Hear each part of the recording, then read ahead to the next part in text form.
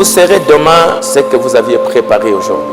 Si vous ne préparez rien aujourd'hui, demain, vous serez ce que le vent, là où le vent va vous emporter, vous irez de ce côté-là parce que tu n'as rien préparé. J'ai lu beaucoup de livres scientifiques, beaucoup de livres religieux qui parlent de la jeunesse, parlent du mariage, parlent de la moralité et de l'immoralité aujourd'hui parmi les jeunes. Et que je peux voir tout ça et dire, bon, avec le message, avec la Bible, je dis, bon, le diable a fait beaucoup de mal, trop de mal. Et que si ne trouve pas de solution, votre avenir de demain est vraiment compromis, vraiment compromis. Mais je crois que si je peux, je vous l'ai dit depuis le vendredi, si on peut avoir une garnison, avoir des soldats, des filles, des fils et des filles de Dieu qui comprennent, qui sont nés de nouveau, qui ont le baptême du Saint-Esprit, qui comprennent que nous sommes en danger. Nous sommes en danger et que si on ne fait rien aujourd'hui, demain, il n'y en aura pas. Demain, ça va être la catastrophe. Quand vous êtes entre 25 ans ou 30 ans, les membres de votre corps sont en train de se développer, votre sexualité est en train de se développer. Et qu'est-ce qui se passe? C'est une attraction vers un homme. Une attraction vers un homme. Et il suffit simplement que vous vous habituez avec un garçon tout le temps, ça mène maintenant une confiance. Et ce que le garçon va commencer à te proposer, tu vas facilement accepter. Tu es vulnérable, très vulnérable. Une découverte importante des scientifiques sur l'ocytocine, ça crée un sentiment de confiance chez une personne avec laquelle une femme est en contact permanent. Lorsqu'une femme envisage maintenant d'avoir des relations sexuelles avec un homme, elle doit pouvoir lui faire confiance. Une femme qui est abordée sexuellement par un homme devient très vulnérable. Le fait que vous vous habituez avec un garçon, ma solo, et tout cela, des messages, vous allez voir ici, ils vont appeler ça, même par des SMS, où est là le truc? Même par SMS, vous pouvez aujourd'hui être en contact avec un garçon par SMS et ils appellent ça draguer. Vous connaissez ça, n'est-ce pas? Vous draguez une fille par SMS sur Internet. Et c'est pour cela que les jeunes aujourd'hui vont utiliser beaucoup les SMS. Parfois, vous n'utilisez pas le téléphone, mais SMS. Et ces contacts-là, permanents, entre un garçon et une fille, ça crée une confiance. Ça crée quelque chose. Même si ce n'est pas l'amour, vous allez appeler ça amour. Toi, tu vas appeler ça amour. Mais ce n'est pas l'amour, c'est l'excitation d'un produit dans votre tête là. Parce que tu es à côté d'un homme. Lisez un peu 2 Timothée chapitre 3. Verset 6. Il en est parmi eux, ces gens de 2 Timothée, des méchants, qui s'introduisent dans les maisons et qui captivent des femmes faibles, chargées de péchés, agitées par des passions de toute espèce. Donc, la Bible nous annonce que dans les derniers jours, les femmes vont devenir très faibles à cause du temps. Ils vont devenir très faibles. Et quand, en ce temps de la fin, avec tout ce qui se passe, tu t'habitues souvent à être avec un garçon. Et même parfois, vous allez voir que ce soit même parfois un neveu et tout cela. Aujourd'hui, ça passe facilement parce qu'on s'est habitué avec un homme. Donc, quand vous vous habituez avec un garçon, tu deviens de plus en plus faible. Vous commencez à communiquer, tu commences à t'affaiblir. Et voilà, enfin, il est presque toujours plus fort qu'elle. Il pourrait lui faire physiquement des choses, les garçons. Il pourrait lui faire physiquement des choses qu'elle ne veut pas. Il peut la contaminer avec une maladie. Il peut aussi la rendre enceinte. Et si elle tombe enceinte et elle a un bébé, elle doit faire confiance à cet homme pour qu'il reste avec elle et ne la quitte pas. Elle doit ensuite croire qu'il aidera pour que l'enfant et elle aient de la nourriture. des vêtements et un abri. Lorsqu'un homme, un garçon, aborde une femme pour le sexe ou pour le mariage, la fille ne pense peut-être pas au futur jusque-là, ou ne pense pas aux conséquences négatives pour ses actes. Mais sa confiance en l'homme est fondamentale pour que la fille unisse son corps au garçon ou même unisse son avenir au sien dans le mariage. Et l'ocytocine aide à renforcer cette confiance-là.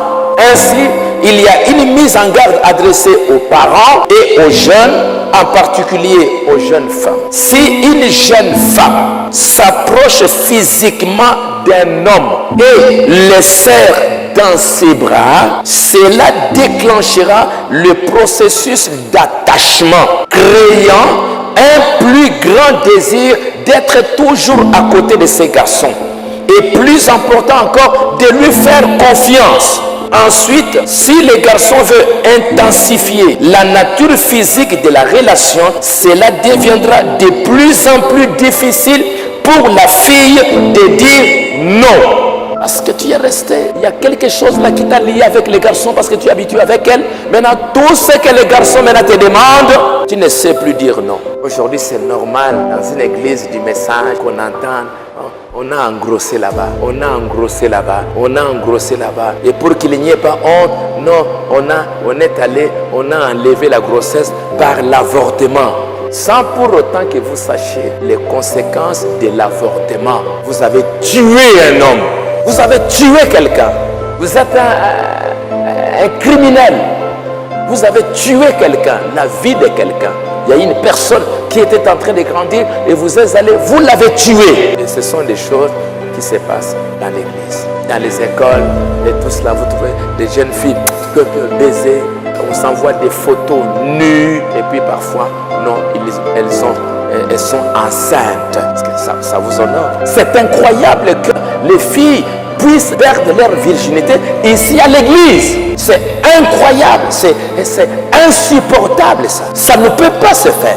Ça ne peut pas arriver. Perdre ça peut-être dans la rue, avec des voyous dans la rue. Perdre ça ailleurs, mais pas à l'intérieur de l'église. C'est un jugement, c'est une malédiction, si je peux vous lire dans la Bible. C'est une malédiction que les filles viennent perdre leur virginité à l'église. Là où on garde, on protège les valeurs. Là où les filles ont appris que j'ai trois responsabilités. La virginité, la féminité, la maternité. Où vous avez des parents chrétiens. Là où vous écoutez la parole. Donc vous avez tout ce qu'il faut pour pouvoir bien garder et bien gérer ces vertus. Et c'est à l'église que vous venez perdre ça. C'est très grave ça.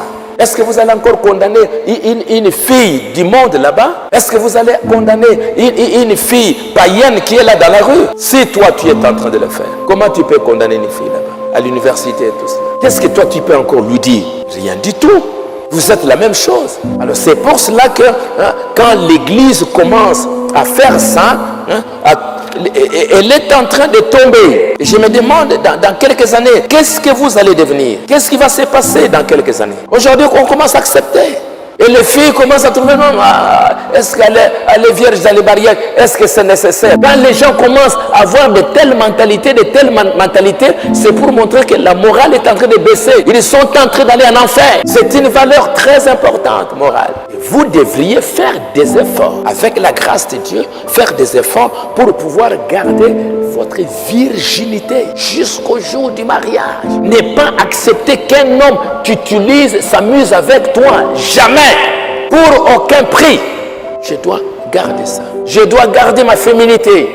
Et ma féminité, c'est quoi? C'est de pouvoir vivre. Mes relations avec les garçons doivent être propres. Comme je sais qu'il y a la dopamine, il y a l'ocytocine dans ma tête, dans mon cerveau, je dois bien gérer mes relations avec les garçons. Je ne dois pas chercher à trop m'habituer avec un garçon parce qu'à un moment donné, comme je suis une femme, il y aura un attachement à ces garçons petit à petit. Après, Nakomi Kolingaye. Et quand tu commences à dire Nakomi Kolingaye, et puis après, un vrai mari va venir, pour pouvoir te prendre en mariage. Maintenant, tu es déjà attaché là-bas. Et parfois même, un bon frère peut venir comme ça. Tu regardes, ayoki le côté. Parce que déjà, tu as déjà quelque chose quelque part. Et aujourd'hui, ce qui me fait mal, c'est de voir que beaucoup de jeunes filles, vous avez dans vos téléphones, beaucoup de numéros de téléphone des garçons. Oh non, les garçons, ils n'ont pas de garçons pour aller causer. Des filles, vous n'avez pas des choses à partager ensemble. Tous les soirs, non, je voulais savoir. C'est du charnel, ça. C'est du charnel. Vous ne pouvez pas faire ça. Mes relations, la féminité, ce sont mes relations avec les garçons. Quand j'ai déjà 18 ans, 21 ans, je dois bien gérer mes relations avec les garçons. Comme frère Banam a dit, il a dit aux garçons, faites attention aux femmes. Faites attention aux femmes. Faites attention aux femmes. Respectez les femmes. Respectez les femmes. Et vous aussi, vous devez vous respecter. Vous devez vous honorer pour que quand je vais aller au mariage, je puisse aller une fille honorable.